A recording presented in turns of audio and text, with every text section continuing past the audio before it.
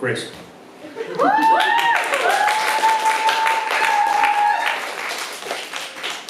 I can't see you at all because all of your futures are so bright. This is difficult. We're gonna keep talking about penis holders. Yeah! Havers, I guess. I don't think they hold them all the time. But I don't really know because I'm a lesbian, if you couldn't tell. I find that men really confuse me, and it's not just because they're attractive, I can be honest, but it's because I've never gotten a dick pic, and I feel incredibly left out. Who here has gotten a dick pic? Oh, no pride in that. Okay, maybe I don't feel so bad, but I don't know if I should feel grateful or offended or insecure because of it, and I think that lack of emotional intelligence comes from my background, because as you may be able to tell from the way I exist, my dad has fucked my favorite teacher multiple times. Yeah, that's right, I was homeschooled by my mom. And she was a great teacher, and this was the case for about 6 out of 12 years of my education. And for the other 6, I was more involved with Duolingo than I was other people romantically. And so it's been a long time coming, and so I imagine not fitting in, and not fitting in has a major effect on my social ability. But it also made me try on the label of asexual, and now I know for a fact that I am in fact a sexual person, because sex is pretty cool. I've been with my girlfriend for 7.5 months now. Do any of you have girlfriends? There we go, that was a lot better than the dick thing. But now that I'm in a relationship, and I'm a homeschooled kid, so you should be impressed, this relationship is long distance. And I find that with distance, this one thing comes to us like extra hard. It's really hard to do that one thing that we all like.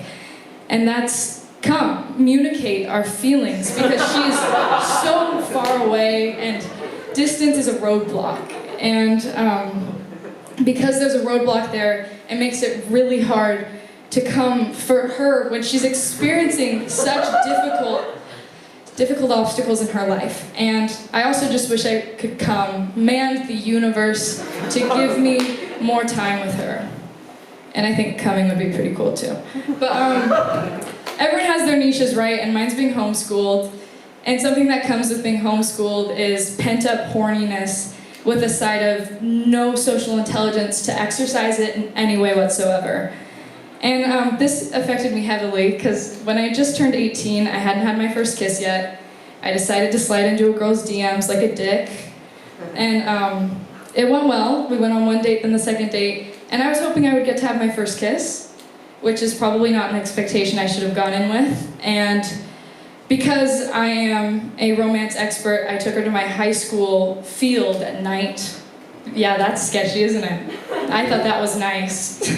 But I knew that I had a feeling that we would kiss, and she told me that I would have to initiate it, and that was of course heartbreaking because it was my first time. And so from third person, I imagine it looked like I was juking her out, like it was some sort of football practice or something. But from first person, I saw 2 buttons, and it was hug her and avoid her at all costs, and I just kept pressing those over and over and over again. And I just kept thinking to myself, please kiss me, because otherwise I will go in for another hug, and I don't think either of us wants that. So after several more hugs, and maybe a nose touch, just so I could make it a little worse, it finally happened. And so we start heading back to our cars, and all I can think about, and it's being burned into my brain and it's coming back now, it's traumatic, but is the flavor of the space between her upper lip and her nose, because that is all I got. And that is why I shouldn't have initiated the kiss. But from there, we headed back to my house, and this girl was ready to fucking dive in, and I didn't have my goggles. I left them back there with my virginity, and neither of them would be touched anytime soon.